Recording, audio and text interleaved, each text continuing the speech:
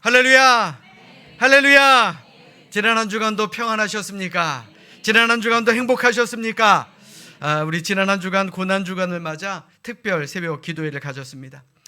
여러 목사님에게 물어보니까 각자 상황에 맞게 기도회를 했다라고 말씀을 하더라고요. 어떤 교회는 새벽이 아니라 저녁에 모여서 기도회를 했고, 또 어느 교회는 아예 그냥 고난 주간에 하루 딱 날 잡아서 기도회를 했다라는 그런 교회도 있었습니다.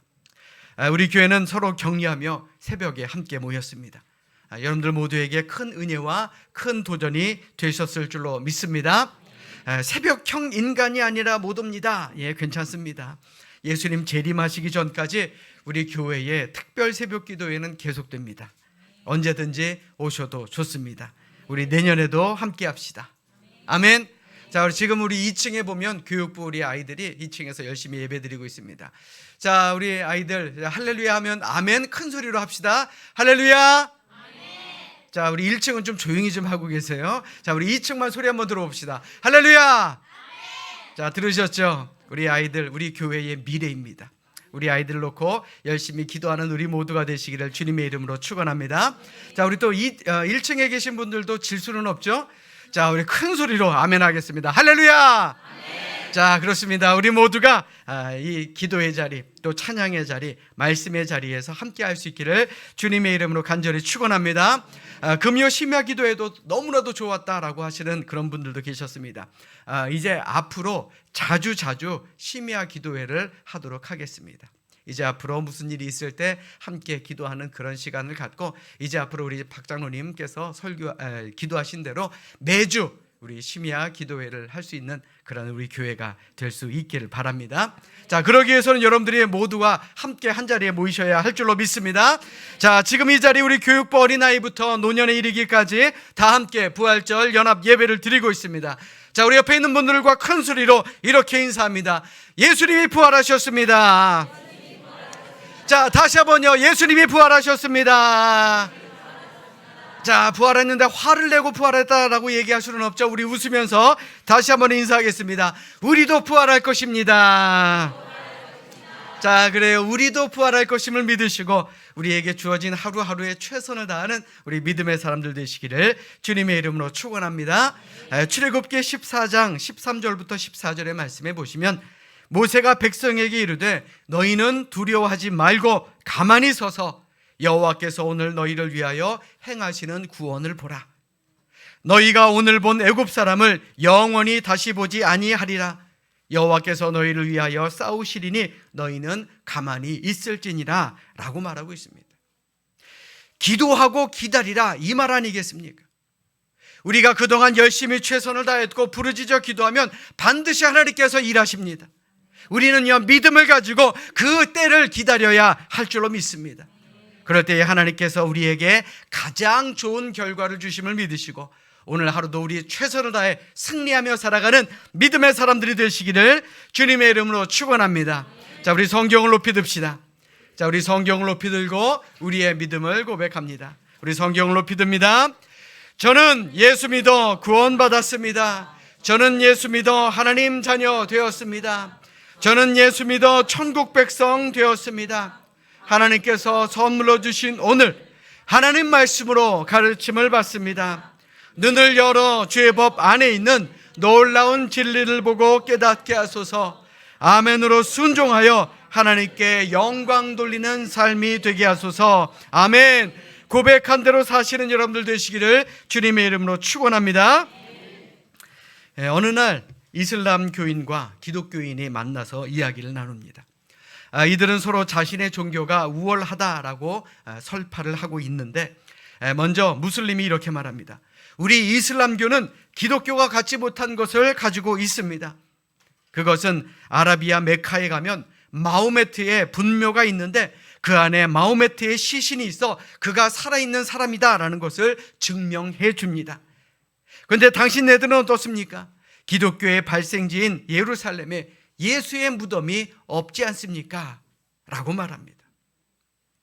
이 말을 들은 기독교인은 이렇게 말합니다. 네, 듣고 보니 그 말도 맞네요.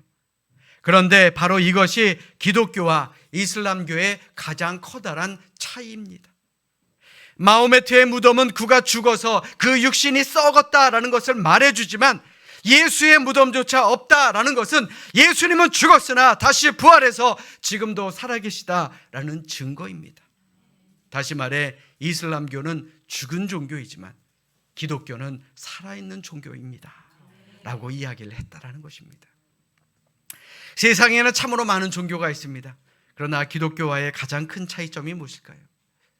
물론 종교는 같은 점도 많습니다. 또 종교의 기능은 비슷하다라고 할 수도 있습니다. 그러나 분명한 차이가 하나 있습니다. 그것은 기독교에는 다른 종교에는 없는 부활이라는 것이 있다라는 것입니다. 다른 종교에 없는 부활이 있다라는 것은 기독교가 다른 종교와 근본적으로 차이점이 있다라는 것이죠. 우리에게는 부활이 있습니다. 예수님이 부활하셨으니 우리도 부활할 줄로 믿습니다. 부활이 없는, 부활을 믿지 않는 신앙은 기독교 신앙이 아닙니다. 오늘을 사는 우리도 마찬가지입니다. 부활 신앙이 없이 올바른 믿음 생활을 할 수 없다라는 것, 우리는 다시 한번 기억하시기를 주님의 이름으로 축원합니다. 우리 다시 한번 큰 소리로 외칩니다. 예수님이 부활하셨습니다. 자, 다시 한번요. 우리도 부활할 것입니다. 그래요. 예수님이 부활하셨으니 우리도 부활할 것을 믿고 우리에게 주어진 하루하루에 최선을 다하시기를 주님의 이름으로 축원합니다. 오늘 본문은 사도 바울이 고린도 교회에 보낸 첫 번째 편지입니다. 그렇다면 왜 사도 바울이 예수님의 부활에 대한 편지를 그들에게 보냈을까요? 안타깝게도 고린도 교회에는 부활 신앙을 믿지 못하는 반쪽짜리 신앙인이 있었기 때문에 그렇습니다. 오늘 본문 12절의 말씀해 보십시오. 그리스도께서 죽은 자 가운데서 다시 살아나셨다 전파되었거늘 너희 중에서 어떤 사람은 어찌하여 죽은 자 가운데서 부활이 없다 하느냐라고 말합니다. 분명히 사도 바울은 부활의 진리를 전해줬습니다. 고린도 교회의 교인들은 그것을 들었습니다. 그러나 그들 가운데는 부활을 믿지 못하고 부활이 없다라고 주장하는 사람들도 있었다라는 것입니다. 자, 이런 안타까움이 그저 고린도 교회만의 이야기일까요? 놀랍게도 오늘의 성도들 가운데서도 천국의 소망 없이, 부활에 대한 소망 없이 신앙생활을 하는 사람들이 의외로 많다라는 것입니다. 물론 우리 교회는 빼고요. 아멘도 없어요. 아멘. 우리가 이 세상 속에서 그리스도인들로 세상을 잘 살기 위해 믿는 그런 사람들도 있다라는 겁니다. 이 세상에서 잘 먹고 잘 살기 위해 예수 믿는 사람들도 분명히 있다라는 것이죠. 물론 이것이 잘못된 것은 아닙니다. 그러나 그것이 예수 믿는 것의 전부다라고 한다면 분명히 잘못됐다라는 것이죠. 예수님은 오늘을 사는 우리가 이 땅 위에서 잘 사는 법과 그리고 이 세상을 떠나 천국에서도 잘 사는 것을 가르쳐 주시기 위해 이 세상에 오셨기 때문에 그렇습니다. 또한 예수의 가르침이 좋아 예수를 믿는 사람들도 있을 것입니다. 물론 예수님은 위대한 인류의 스승입니다. 예수님은 위대한 스승을 넘어 인류의 구세주가 되신 그런 분입니다. 그러니 우리는 예수님의 말씀만이 아니라 그 예수님의 부활을 믿어야 한다라는 것입니다. 예수님의 부활하심을 믿으십니까? 우리도 부활할 것을 믿으십니까? 유명한 신학자였던 칼 발트는 부활절과 성탄절 설교는 짧으면 짧을수록 좋다. 왜냐하면 그것은 역사적인 사실이기 때문이다 라고 말했습니다. 이게 무슨 말입니까? 예수 그리스도의 탄생과 부활은 역사적인 사실이기 때문에 구차하게 증명하고 힘써서 변증할 필요가 없다라는 말입니다. 원래 있었던 일이니까, 원래 일어난 일이니까 굳이 힘써서 얘기할 필요가 없다라는 것이죠. 그래서 저도 오늘 설교를 좀 짧게 하려고 합니다. 말씀을 짧겠지만 주님께서 부활하셔서 부활의 첫 열매가 되셨다라는 것만은 우리 믿을 수 있는 우리 모두가 될 수 있기를 주님의 이름으로 간절히 축원합니다. 우리 따라서 합니다. 이 세상이 전부가 아닙니다. 자, 우리는요 이 세상에 살아가고 있지만 우리는 이 세상이 전부라고 생각해서는 안 된다라는 말입니다. 사도 바울은 오늘 본문 이후 19절에서 이렇게 말합니다. 만일 그리스도 안에서 우리가 바라는 것이 다만 이 세상의 삶뿐이면 모든 사람 가운데 우리가 더욱 불쌍한 자이리라. 부활신앙이 무엇입니까? 부활은 우리가 바라고 원하는 것이 그저 이 땅 위에서의 삶뿐만 아니라 저 천국에서의 삶이라는 것을 믿고 그 나라를 소망하며 사는 것, 그것이 부활신앙입니다. 많은 사람들이 말합니다. 먹고 살려고 일하지요. 워낙 목구멍이 포도청이라서요. 그런 말을 많이 합니다. 그런데 한번 생각해 보십시오. 시간이 지나면 죽을 수밖에 없는 육체를 위해서 우리는 늘 수고하며 노력하며 살아가고 있습니다. 그렇다면 우리가 영원히 살아갈 천국을 위해서 과연 우리는 오늘 어떤 수고를 하며 살아가고 있는지 한번 생각해 봐야 하지 않겠습니까? 여러분들 잘 들으십시오. 부활신앙을 갖는다라는 것이 이 세상에서의 삶을 무시하자라는 말이 아닙니다. 중요한 것은 이 세상이 전부인 것처럼 생각하고 이 세상의 삶으로 내가 끝난다라고 생각하면 안 된다라는 것입니다. 우리에게는 영원한 삶이 있습니다. 우리에게는 천국이 있습니다. 우리는 그 세상을 바라보며 영원한 소망을 가지고 살아가야 하는 것입니다. 그것이 올바른 삶이고 그것이 진정한 기독교 신앙이다라는 것입니다. 여러분들 그런 믿음으로 살아가십니까? 그런 믿음으로 살아가십니까? 우리 모두 그런 세상으로, 그런 마음으로, 그런 믿음으로 살아가야 할 줄로 믿습니다. 호스피스 사역을 하시는 목사님의 간증을 들여다보다 보면 암 환자가 들어오면 처음에는 상당히 교만한 모습이 있다고 합니다. 다른 오래된 암 환자들과 비교해 보면 아직 자기는 건강하니까요. 피부도 포동포동하고 상태도 좋으니까 나는 저 사람들과 달라. 나는 저렇게 되지 않을 거야. 난 이제 곧 나아서 나갈 거야. 라는 마음을 갖는다라는 것이죠. 그럼 이 목사님께서는 대뜸 이렇게 말합니다. 선생님, 교만하지 마십시오. 선생님도 얼마 지나지 않아 저분들과 똑같이 될 것입니다. 그러면 이 환자는 당연히 화를 냅니다. 그러면 그 목사님은 다음날 찾아와서 또 똑같이 말합니다. 제가 어제 한 말씀 생각해 보셨나요? 교만하지 마십시오. 선생님도 언젠가 저렇게 될 것입니다. 이런 일들이 반복되면서 자신의 몸이 점점 쇠약해지면 그때서야 자청해서 목사님 저 좀 도와주세요. 저를 위해서 좀 기도해 주세요. 내 교만을 꺾게 해주시고 목사님 저 좀 살려주십시오. 나를 위해 기도해 주십시오. 라고 도움을 요청한다라고 합니다. 제가 여러분들에게 이 말씀을 왜 드리겠습니까? 죽는 것이 중요한 것이 아니라 죽음 다음에 어디를 가느냐, 이것이 더욱 중요한 것 아니겠습니까? 참으로 감사하고 참으로 다행인 것은 우리가 사는 이 세상이 전부가 아닙니다. 우리에게는 영원한 천국이 있다라는 것, 우리는 그것을 믿는 사람들입니다. 그러므로 우리가 이 세상에서만 만족하는 삶을 살아서는 안 되는 것입니다.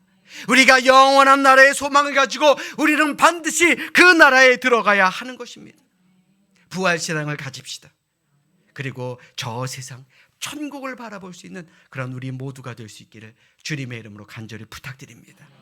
우리 다시 한번 따라서 합니다. 우리는 함께 부활할 것입니다. 자, 우리 옆에 있는 분들 한번 바라보십시오. 자, 천국 가서 다시 만날 사람들인가요? 내가 저 사람과 함께 있다면 천국에 안 가겠습니다 하시는 분들은 안 계시죠? 자, 우리 다시 한번 따라서 합니다. 우리는 함께 부활할 것입니다. 예수님이 부활하셨다라는 것이 우리에게도 중요한 이유가 있습니다. 예수님의 부활이 우리의 부활이기 때문에 그렇습니다. 사도 바울은 예수님의 부활을 잠자는 자들의 첫 번째 열매가 되었다라고 말씀합니다. 부활의 첫 번째 열매가 되었다라는 말은요, 두 번째, 세 번째도 있다라는 말 아니겠습니까? 예수님의 부활을 따라 예수님을 믿는 우리도 부활을 할 수가 있다라는 것입니다.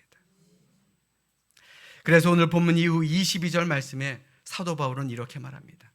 우리 자막으로 준비했으니 우리 한 목소리로 같이 합독하도록 하겠습니다. 우리 2층에 있는 우리 교육부 아이들도 함께 큰 소리로 함께 우리 합독하시겠습니다. 함께 읽습니다. 시작.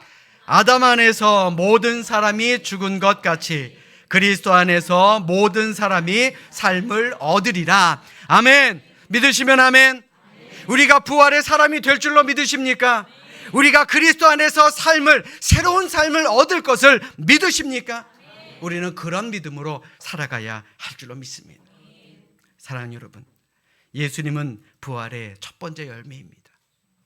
우리가 예수님을 믿기에 우리는 두 번째, 세 번째 열매가 될 것입니다.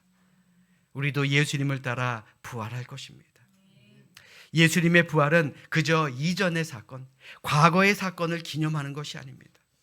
바로 지금 이 시간 우리도 부활할 것을 예고하고 보증하고 확증하는 그런 사건인 것입니다. 우리 모두 부활하실 것을 믿으시면 우리 믿음 안에서 흔들림 없이 살아가는 우리 모두가 되어야 할 줄로 믿습니다. 그러므로 이 엄청난 사건 앞에서 우리가 부활하여 영생의 삶을 얻게 된다라는 그런 소망으로 살아가시기를 주님의 이름으로 축원합니다. 이 시간 진정으로 바라기는 우리 모두가 부활신앙으로 영생을 소유하시고 영생을 바라보면서 오늘 우리에게 주어진 복된 한 주 우리 힘있게 살아가는 그런 부활의 사람들 되시기를 주님의 이름으로 간절히 축원합니다. 축원합니다. 기도하겠습니다.